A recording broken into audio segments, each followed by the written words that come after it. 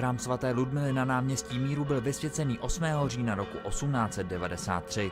Na místě, kde ještě o 10 let dříve byly žitné lány a stával tady cirkus. Když se v roce 1884 tehdejší radní Královských Vinohradů rozhodli postavit kostel, tak si vybrali to nejlepší místo, které mohli, protože skutečně toto je ten pravý střed Královských Vinohradů. Stavila se zde škola, stavila se zde radnice, stavilo se zde divadlo, stavil se Národní dům na Vinohradech a samozřejmě kostel. 120. výročí jeho vysvěcení pojala Praha 2 velmi vážně a se vším, co k tak významnému jubileu patří. V neděli 6. října proto přímo v kostele zazněl koncert kapely Spiritual Quintet.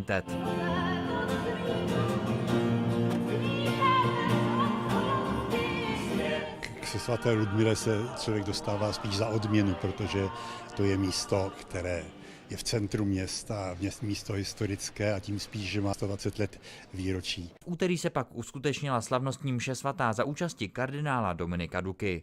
Důstojná oslava 120. výročí je podstatná i proto, že jde vlastně o první podobnou připomínku historie tohoto chrámu. V době, kdy se slavilo 100. výročí, tak nebyla možná ta oslava, kostel byl ještě neúplně otevřený a teď můžeme vlastně s celou parádou, že tak můžu říci, vlastně to výročí oslavit. Městská část společně s farností také pořádá veřejnou sbírku na chrámové varhany, které už potřebují rekonstrukci a jubileum je vhodná příležitost, kdy to připomenout. My jako městská část, která navazuje na tradici našich předků, tak se snažíme samozřejmě chrámu u svaté Ludmily pomáhat, jak jen to jde. Chceme využít i této příležitosti toho 120. výročí k jakési výzvě a apelu na to, aby nám lidé pomohli ty překrásné varhany, které se nacházejí v chrámu svaté Ludmily, zrekonstruovat.